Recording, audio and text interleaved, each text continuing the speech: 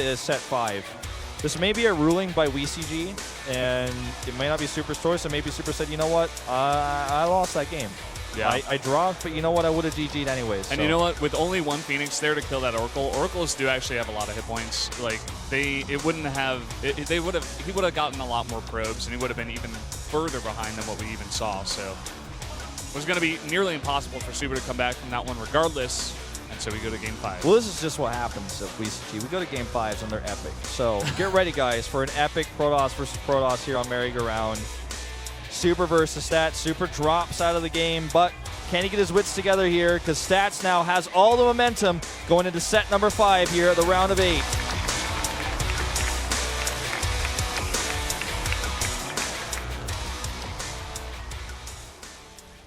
Up here in the top left in the red, it is Super. There's a shot of him. And the top right in blue. For KT Rolster, it's Stats.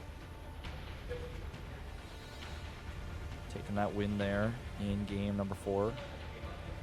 Perhaps easier than he expected. Voter-wise, not lining up well for him, but things just worked really, really well in his favor for the timing where the Phoenixes were. Both of these players looking really stressed out. I wouldn't give an edge to either of them, honestly, going into this 5th game. Yeah, you know, it's hard to say. The more and more I see Stats in these like long drawn-out games, or rather days, instead of the Pro League format where he only plays like one game, he just seems to he charges up almost and gets stronger as we get further and further into the day. Like maybe he just gets more comfortable. You know, maybe he just is tired at the beginning. I'm not sure what goes on with him, but definitely seems like he plays better as the day goes on. Yeah, oh, I agree. You know, often Stats as a player we only see get to do best of ones because he's mostly known for his Pro League play, where he does very well. And he has played in Code S before and done decently well, but he's never really had that greatest Code S run. But he's never really considered a candidate for the finals. So this could be Stats this season. He's never really had that moment. The same to be said of Super. I think he was in Code S once or twice. I don't think ever made it out of the round of 32. But both of these players are quite talented, and Stats, the longer the day goes, the longer the series goes, seems to look good. If he's ever having a rough time in the series, he's like a bit of a comeback king. Yeah. Tough to do in a longer series, especially. You know, you come back from being 0-1 in the best of 3, it's not that crazy of a story. Come back from being 0-2 in the best of 5, though, things get obviously a little bit more intense. It's a little bit more surprising that you're able to do that. Yeah. Stats here had 2 and 2 in each of the gases, but now puts in 3 and 3. He's also got a pretty sneaky pylon down there in the bottom of his base that Super, you know, he may not see if he doesn't do a full scout of this base. Yeah. And, you know, something we used to see all the time on Habitation Station a little bit back in the day was players put that pylon all the way on the edge of the base and then just put a Stargate down there. So Stats, you know, he doesn't know exactly where Super is just yet, so he could just maybe be thinking, you know, maybe I put the Stargate down there, I get lucky, he's down in the bottom of the map.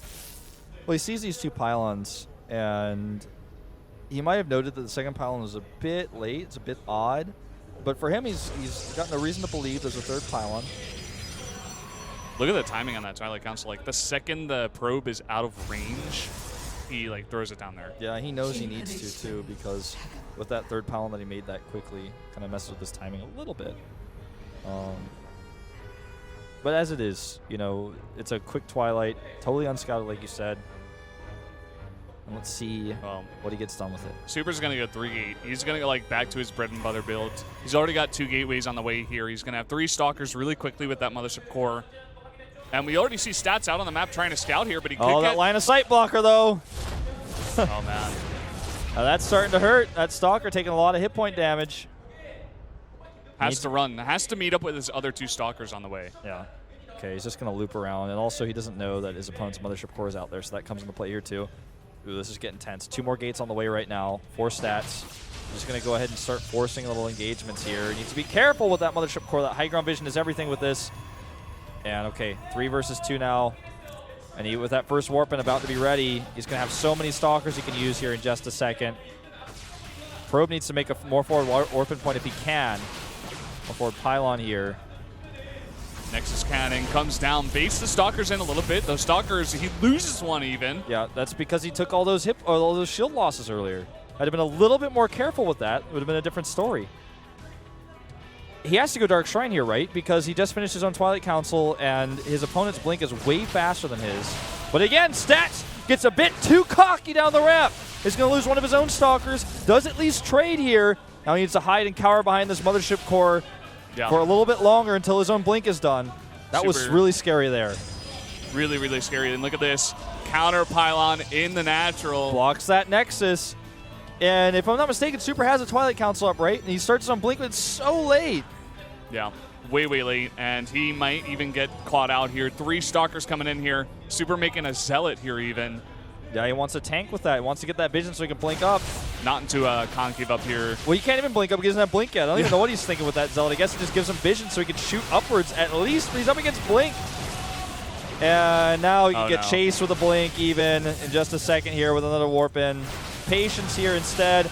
Just goes for the conservative blinks on the the pickoffs. Somehow Super is able to like make that engagement even. Yeah, there's a few micro mistakes there by Stats, but here come those Zealots now.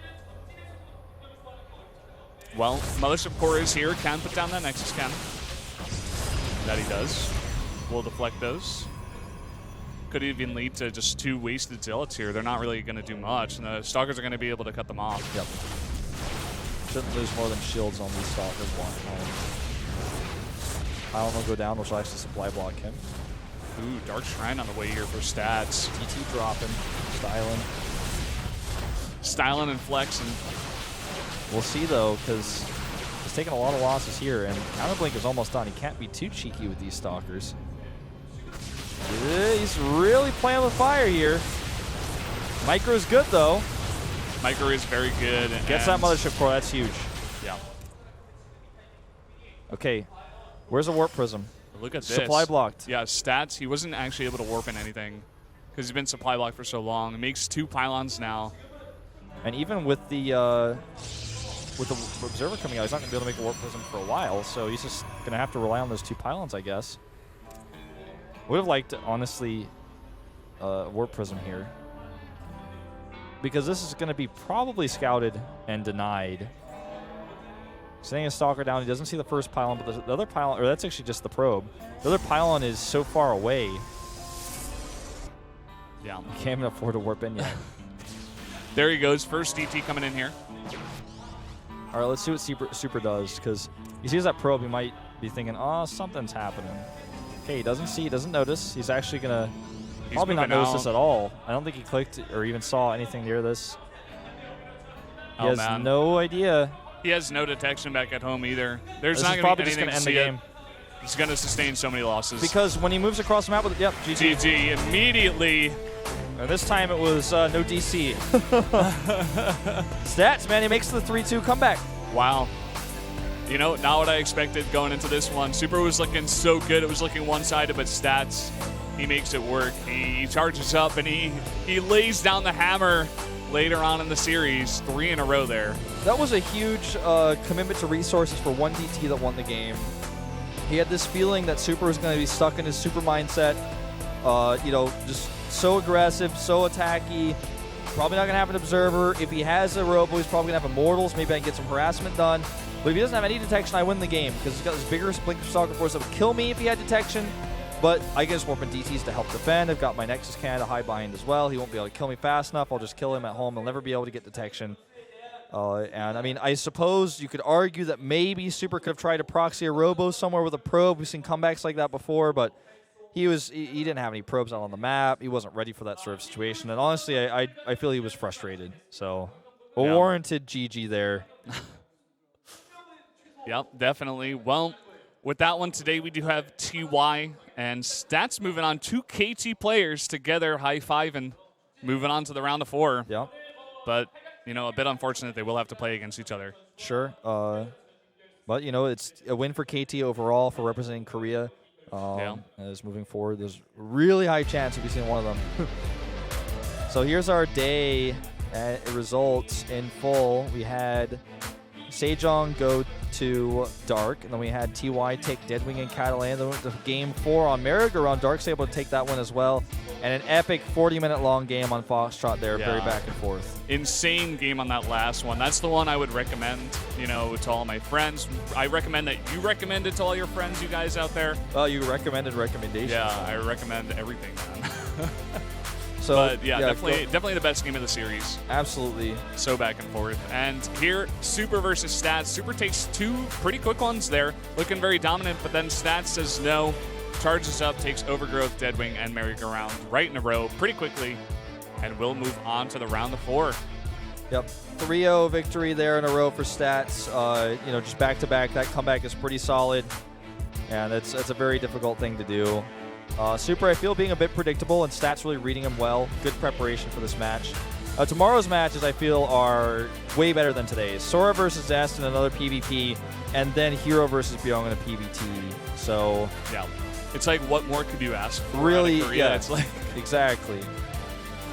Well, I guess awesome. You could ask for Zerg, but that's about it, you know. But still, it's going to be 2 epic matches. You had your Zerg earlier. Zerg complainers. We had a Zerg today. Yeah, Sora, the storyline there. Zest being the Kingslayer. Hero, obviously he's Hero. He wins a lot of big tournaments. He's great at preparing for a big best-of series. You look at Byung, and his story is the odd Terran out of the group of these players. One of 2 Terrans left in this tournament, and see if he could join TY in that round of 4 to make it a half Terran tournament. Then we have 2 Process and 2 Terrans. Considering the ratio we started with, that would be pretty great. Yeah, would be pretty nice, man. Especially with all the Terran supporters. They want more Terrans. Could have a lot of Terrans come through.